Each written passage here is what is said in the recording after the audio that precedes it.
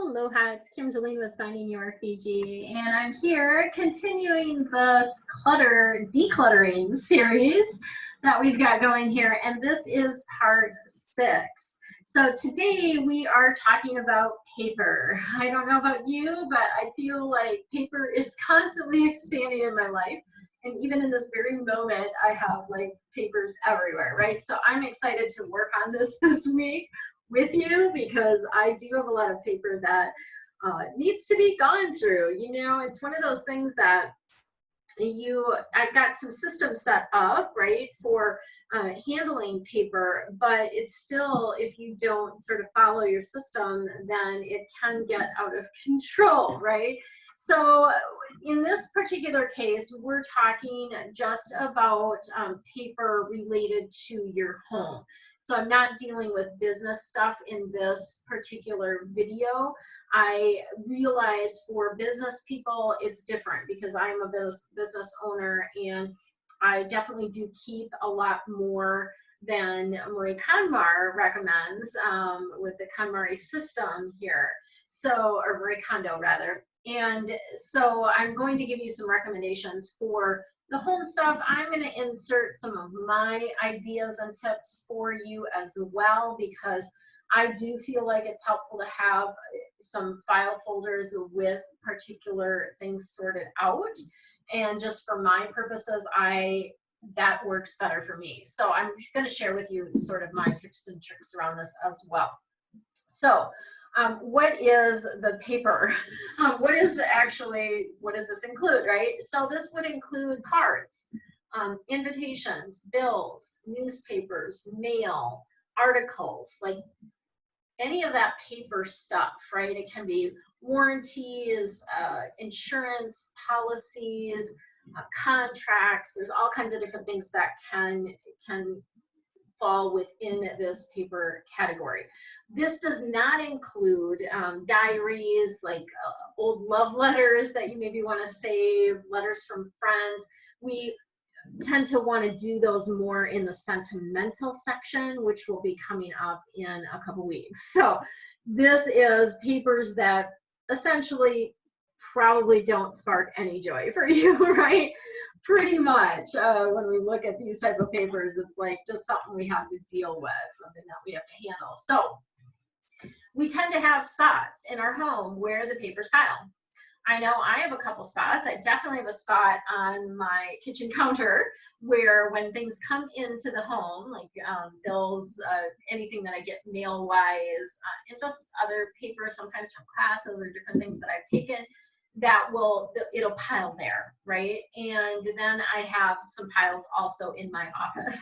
So just because I'm a Feng Shui practitioner doesn't mean that my home and my office is perfect. It's not, right? So I'm human, just like you are, and I struggle with paper and email probably more than anything else. So these are two sections that I'm really like excited to focus on. So what you want to do is gather all of the paper together, right?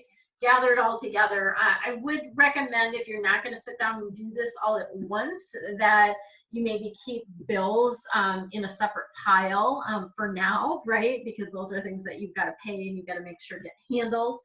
And otherwise, bring everything together, just like we did with books, just like we did with the clothes. Bring everything together in one spot.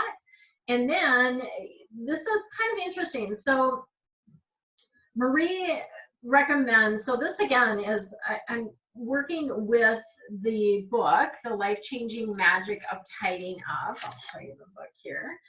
The Life-Changing Magic of Tidying Up by Marie Kondo. And I do have, for those of you that want my guide sort of that walks you through all of the steps, you can still get that.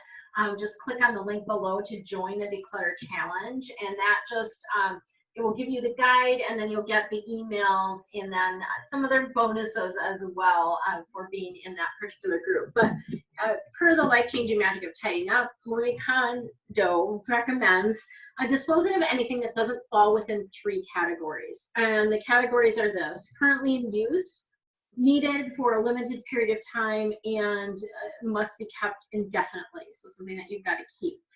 So If there are things that give you no thrill at all, no joy at all, those would be the papers to go through first. And then as you're going through these items and determining, like, is it something I'm currently using? Is it something that I need for a period of time? Is it something that must be kept indefinitely? Gathering those together, and then anything else toss, right? If it doesn't bring you joy and it doesn't fall into one of these categories, then get rid of it, like release it, right? And if obviously if it has confidential information on it, you'd want to shut it. Otherwise, just recycle it, right?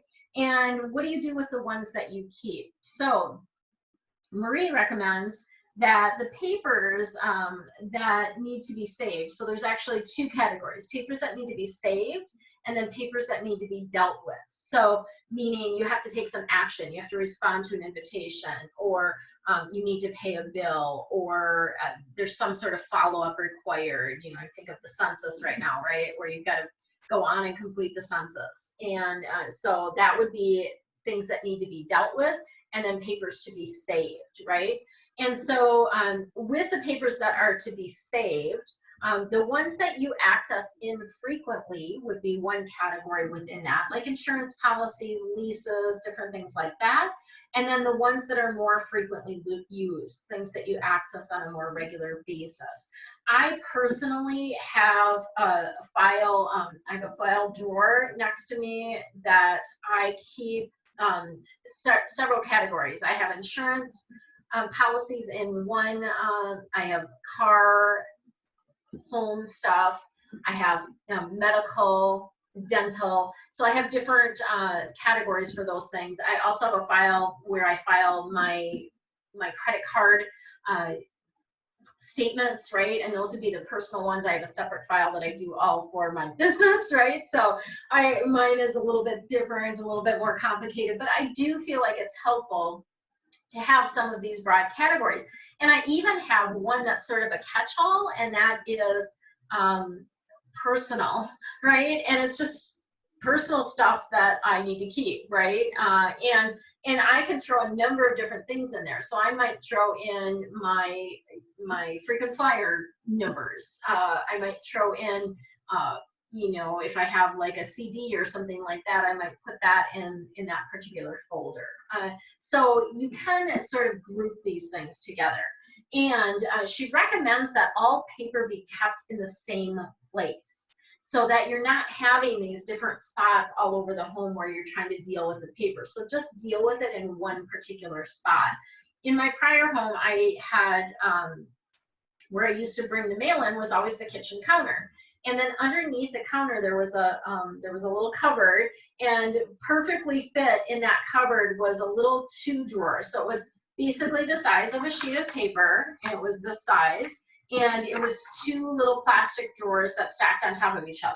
One I labeled business, one I labeled personal, and basically just when I needed to file something, I would pull out the appropriate drawer. If it's a personal something to file, I'd throw it in there. If it was a business, I'd throw it in there. Now I just have one drawer that I have in my office closet that is just filing, right? Stuff that needs to be filed. And so then usually about once a month, I will go, I'll grab the stuff in there, because I'm doing things for my business where I need to keep track of my books. So I'm pulling receipts and things from there. I will, about once a month, maybe every couple of months, I will go through and file all of that. So it takes a lot of time, I think, to file as they're coming in. So for me, it's just easier to just put it in a file, something. The other thing that I really find useful is to use an accordion folder, like a little accordion like this, for small receipts. So these would be, I have one for my business and I have one for personal, and these are basically categorized by the month. So you have all of the months listed here, and then there's like a little extra slot in the front. And that little extra slot in the front is what I use for bank, you know, kind of bank little receipts, those little ATM receipts. I don't necessarily put those in the particular month. I just put them all in the front. And then the receipts go in. And again, I don't file them as they come in. I have a little a little love box actually that I put my receipts in, those little small receipts, and I put them all in there until that starts to get full. And then I'll pull them out and file them, whether they're business or personal. And now I just got QuickBooks Online, so I'm going to be doing where I take a some of the things I will take a picture of the receipt so I can attach it to what it goes with in the business. But I find this to be really handy and helpful, especially if you are needing to return something or you are looking for a particular receipt. I often will come back to this and be like, oh yeah, where was that receipt? Oh, when did I purchase it? Oh, I got it in April. So then I'll just go dig into April, and that's way quicker than going through all the receipts. I tend to keep all of my receipts because I do run a business, and so definitely for the business stuff, I like to keep those.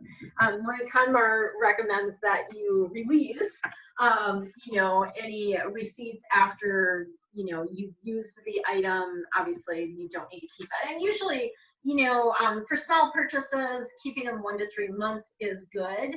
It's just a different thing when you have a business, right? And same thing with ATM and bank deposit slips. Once you see that it's gone through into your bank, or you see it on the statement, you're good. You don't need that. You don't need that little receipt anymore.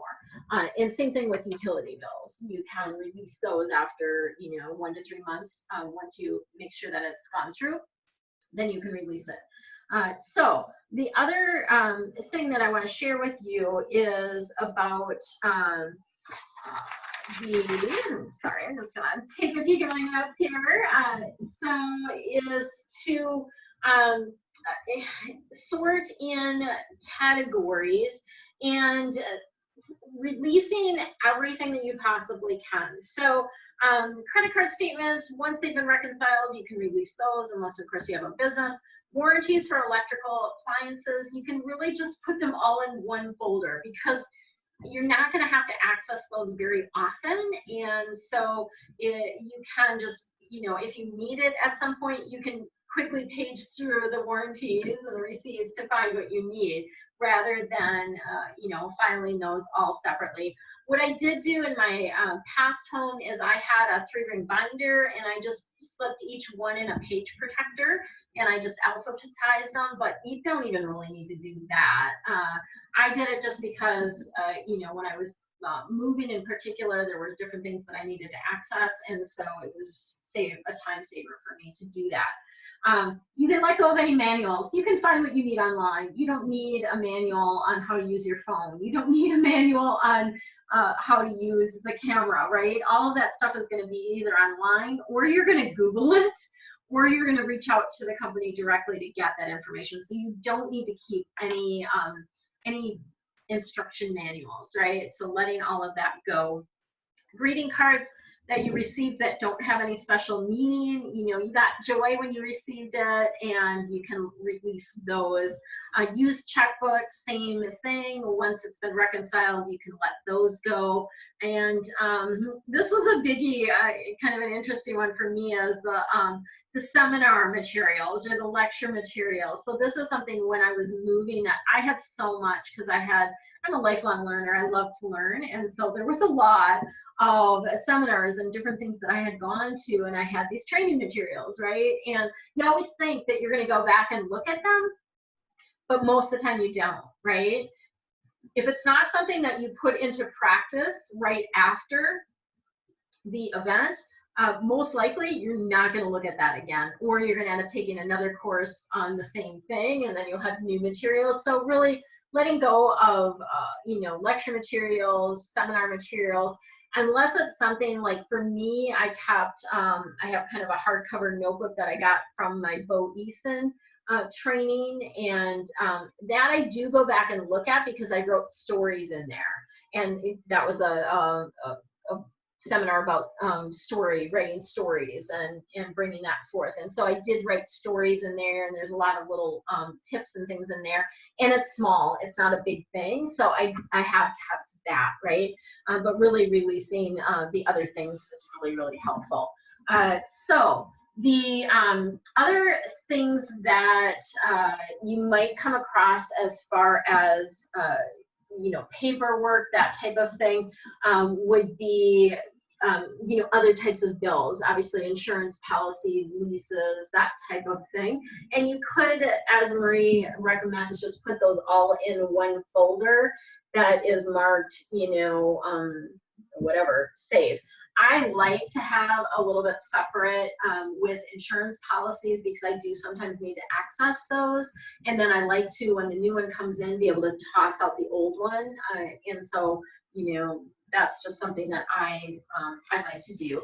And there is, you know, the other sort of things that you want to keep are obviously things that you would keep forever would be like a will, birth certificates, passports, even expired passports, you want to keep those. Marriage licenses, divorce decrees, all that kind of stuff, immunization records if you have those for your kids, beneficiary directions, you know, power of attorney, that kind of stuff, pension plans, education records, those are type of things that you want to keep for a long time. And then of course, like your vehicle, your title, you would keep that until you dispose of the car. You know, any warranties, that type of thing, you want to keep until they expire, then you can let those go. Same thing with loan documents, that type of thing. So I just encourage you to release as much as you possibly can because you're going to feel lighter. It is a form of clutter. Paper is a form of clutter, and even though it's not as heavy as books, it definitely does impact you, and it does impact you know, how you feel in your space if you have a lot of papers and if you don't. So the other piece around this is, you know, when you're keeping something. So for me, I was thinking about this because I have this little pile of papers, right? And some of them are like little magazines or different things that I want to read. It would be, I think, beneficial to have a little spot where you keep reading materials so that when, let's say, you're going to go to the doctor, you know you're going to go somewhere where you've got to sit and wait for a little bit, grab one of those, right? And bring it with you and read it during that time. Or, you know, instead of turning on the TV right away at night, maybe you want to pick one of those up and read a bit, you know, those articles. If you haven't read it in, you know, a couple weeks or for sure a month, I think it's safe to really let that go. And so I just encourage you to release as much as you possibly can. Organize the things that you have and create a system, right? So like I mentioned, you know, having a place where you drop things that need to be filed and then filing every, you know, month or every 2 months, that type of thing, to file the things that you have. And then as you're going through the things to file, sometimes you'll realize, oh, I don't really need to keep this. And then you can release even more, right? So I'd love to hear your comments below about what is your biggest paper challenge, and I'm happy to offer solutions for you. I am not a professional organizer, but I'm definitely a very organized person, and I do feel like I have a pretty good handle on at least the filing system, right? Where I get a little bit bogged down is when I have a lot of things for my business where I'm working on a lot of different things. So I'm going to work on that.